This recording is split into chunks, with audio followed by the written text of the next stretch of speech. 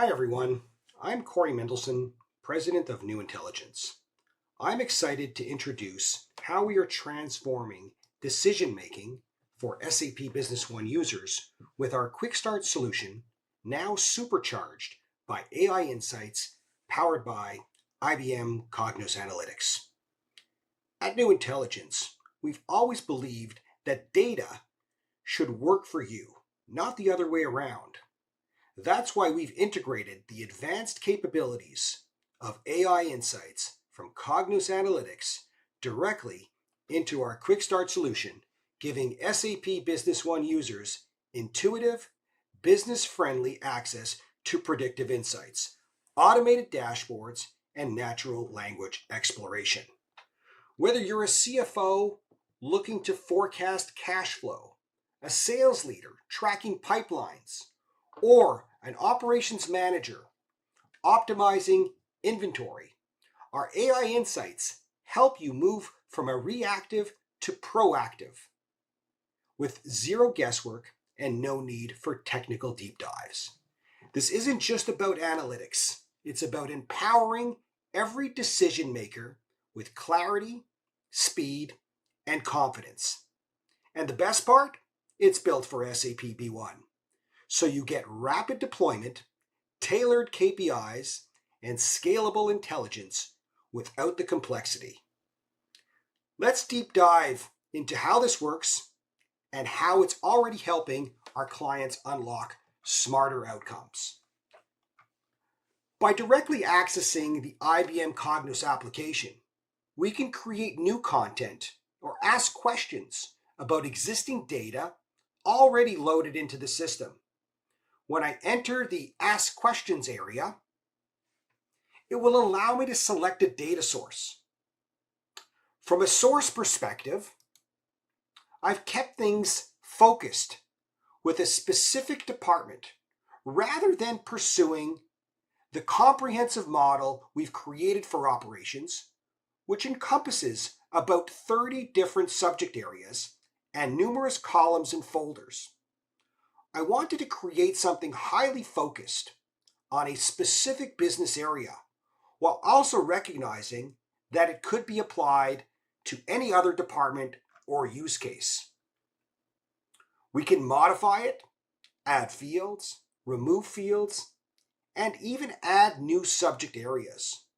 We are leveraging the larger operations model that we provide within our QuickStart solution as a starting point. This allows users to pick and choose what areas they want to expose. You will also notice that we are using names that are more business user friendly for natural language questions. So let me go ahead and select the source we have created, which is a package called SAP AI Model that I've made. And once selected, we can ask a question.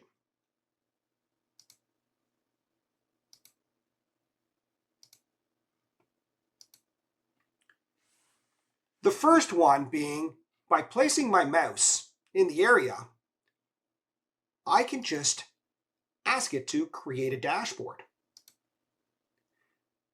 By doing so, the system will create a dashboard based on the data it determines is most relevant, considering the data and fields exposed in the model.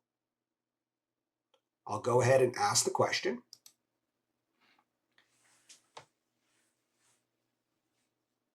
Looking at the initial dashboard, it shows exceptionally well. However, I want to show you where I'm getting the sources from.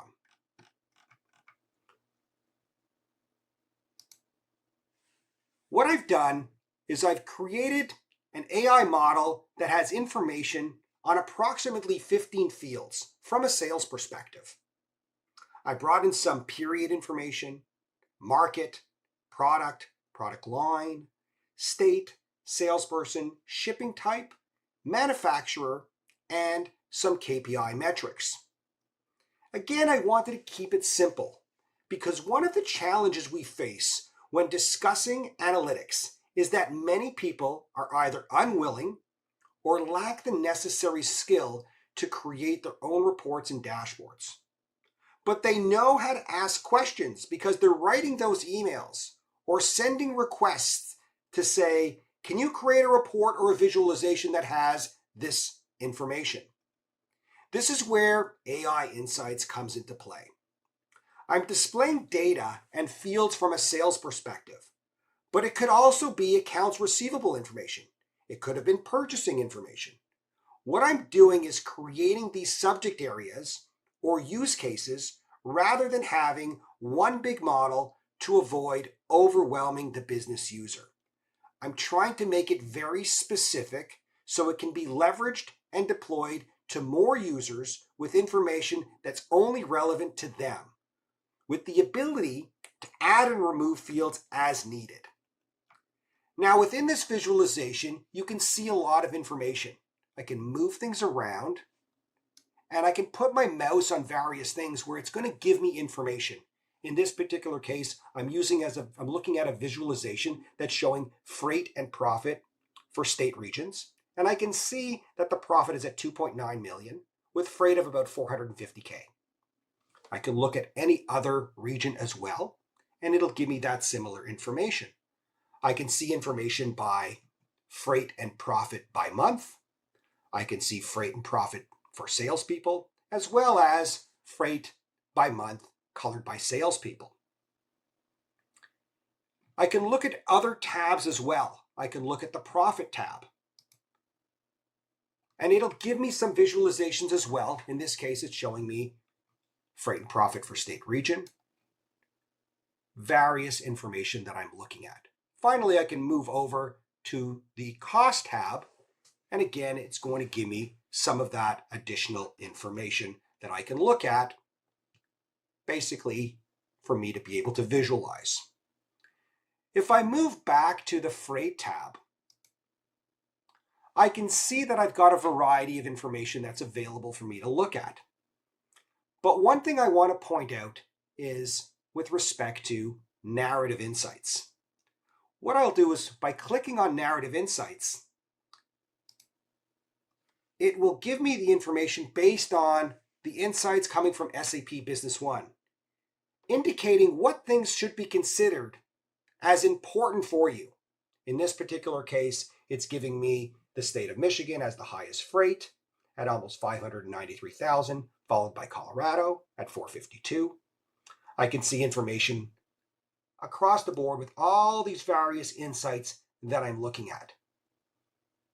Where I can see the state of Florida has the highest total profit, but ranked third in total freight. Finally, I can go down here. I can see for freight, the most significant values are Michigan and Colorado, whose respective freight adds up to over $1 million or approximately 31.8% of the total. Now, looking at this information, I can also start asking interactive questions and interact with the data by simply going over to the assistant. Once I click on the assistant, it's going to allow me to ask those kind of questions directly against SAP Business One data. So I can ask a question such as, what is my total sales and profit by year? And just put that question in the box at the bottom right-hand corner. But as I'm typing those questions, you can see that it's asking me because it understands my data. It's asking me, do I just want to see sales and profit by year? Maybe I want to add some additional information, whether it's market, manufacturer, or other information that I want to have because it knows the model that's there. I'll go ahead and ask the question, and it'll come back with some insights that's showing me the sales and profit by year. Not only can I ask a question of what is my total sales, but I can also say, what are my top 3 products for sales for a particular year, in this case, 2024. I can ask the question.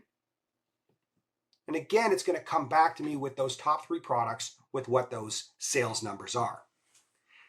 Now I'm showing questions based on statements such as what is and what are, and it's providing the answers to those questions. However, I'm now going to take it to the next level. What I'm going to do is I'm going to create myself a new tab. I click on the plus sign, and what I'm going to do is I'm going to create a 4x4 tab. And I click on create. Once that's created, I'm going to go back to the assistant area, and I'm going to start asking some additional questions. In this case, I'm going to ask it to show me all salesperson for sales and profit. Now, by asking this question, I'm changing from a question that was before as what is and what are to now to show me. And notice again, it's trying to complete the sentence or the question that you're asking because it's trying to infer what you want to look at. I'm going to ask the question. And here you can see that visualization coming up. In this particular case, the visualization that's showing up is a clustered column, which is profit and sales by salesperson. I also have the ability to look at different types of visualizations like a cluster bar if I want. I can look at the information in a stack bar. I can even look at the information in any different type of visualization that I want. I have all of those visualizations available to me. I can even look at this information in a cross tab if I want. But I'll go back to where I was, one that I like in this particular case. But I can also see the insights that it's showing me. In this particular case, it's showing me that the salesperson Glenn has the highest sales, followed by Alfredo. And I can see more visualizations if I want.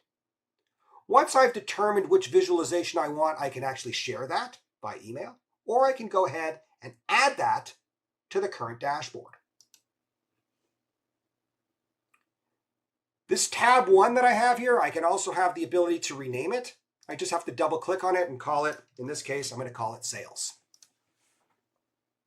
And as I'm continuing through, I can ask it some other questions. I can say, show me, instead of the question that we just got asked, and again, I can just scroll up to see what was being asked as the question, which was show me all salesperson for sales and profit. I can say, show me all product lines for sales. I put that question in. It gives me the visualization that's there. Now, I may like this visualization, and also it's giving me some insights in terms of what I'm looking at. In this particular case, it's saying that the product line Sweet Plantains has the highest sales. Again, I can take that visualization and I can say, I'd like to add that to the current dashboard.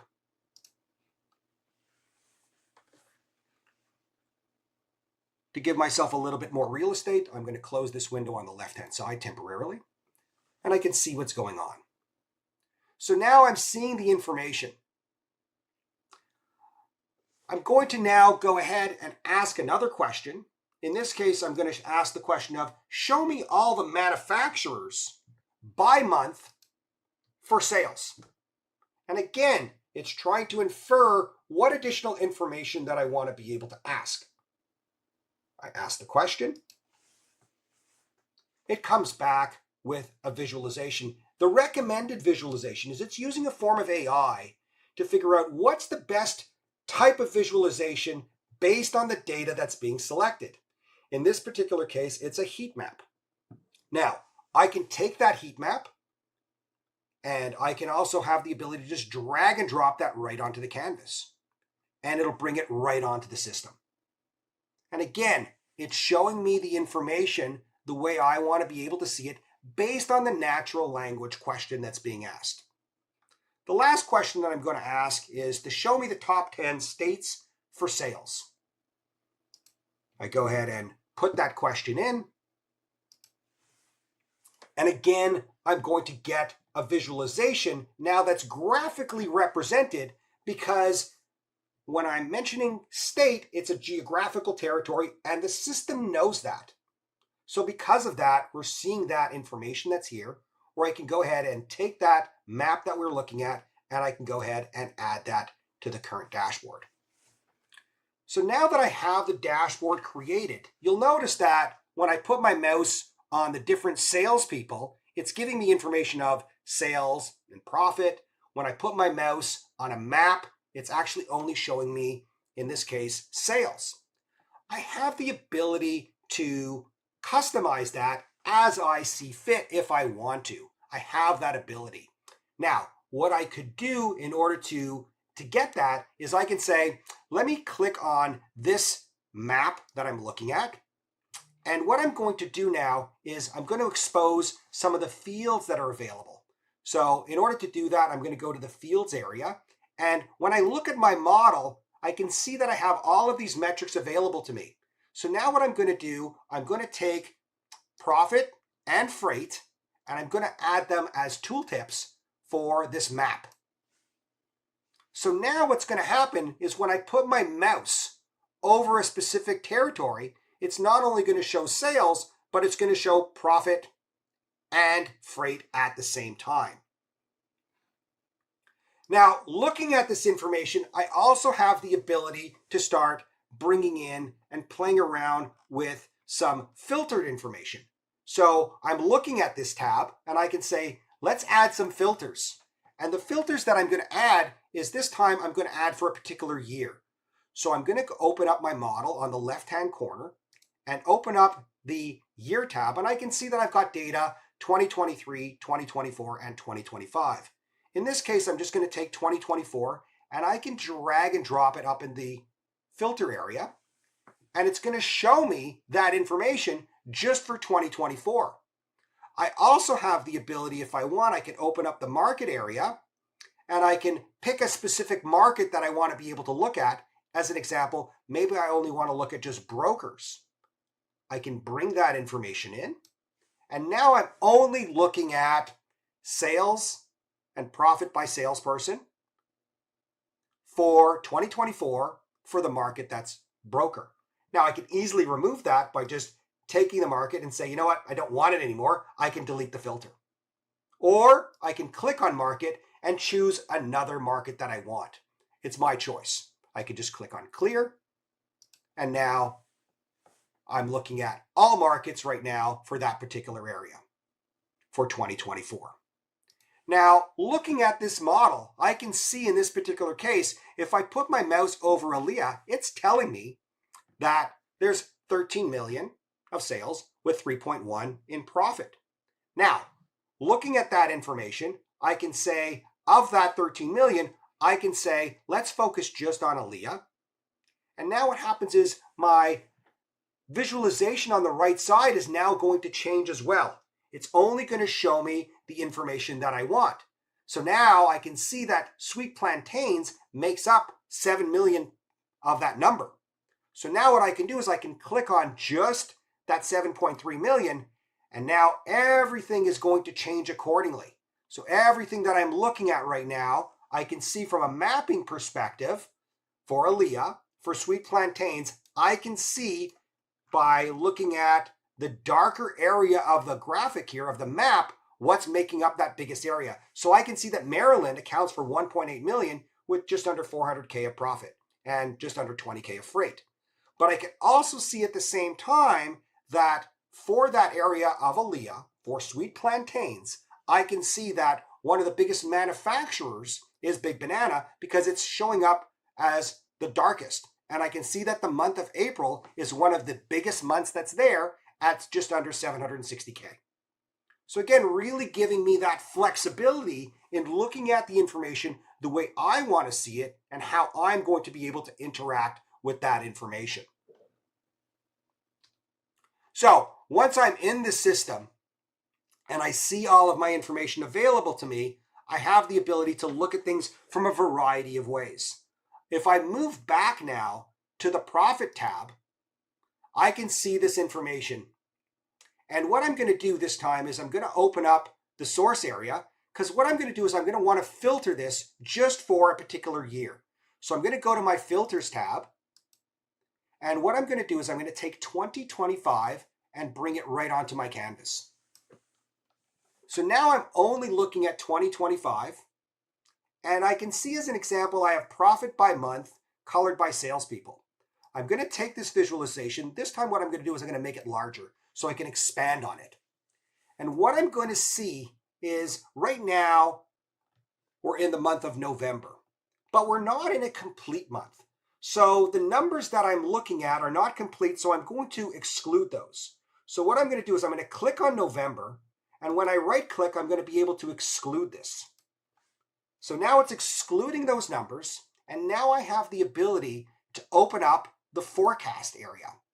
Now by clicking on the forecast area, and if I turn it on, I can toggle that, and it's going to allow me now to see the information, and I can pick how many periods I want. In this case, it's doing 2, but I can say I want to do 3 periods. And again, that information is going to show me what's going on. In this particular case, I can see Diana, as an example, has a profit expected to go to 373K with an upper bound and lower bound confidence level. I can look at this for any one of my salespeople that I want. I could just pick, in this case, I can look here at Aaliyah, same thing. It's projecting what those numbers are going to be for the next 3 periods with a 95% confidence. And I can have the look at the statistical details of what that makes up in terms of the accuracy. So I can choose one of the salespeople, in this case I'll choose Aaliyah, and I can see that it's at a 48% or just under 49% predictor accuracy, and I can see the trend strength as well as the seasonality. This is the type of information that you're able to get within the AI Insights capability inside of QuickStart for SAP Business One from an analytics perspective. It allows you to ask natural language questions, be able to interact with the data as you see fit without having to have the technical and advanced knowledge of working with the reporting tool or as well as leveraging or accessing the information. Again, I want to thank you for the time spending with me today in regards to looking at this. And if you would like more information on this solution, feel free to visit sap.newintelligence.ca, and I'd be more than happy to provide a presentation specifically tailored to you. Thank you so much, and have yourself a great rest of your day.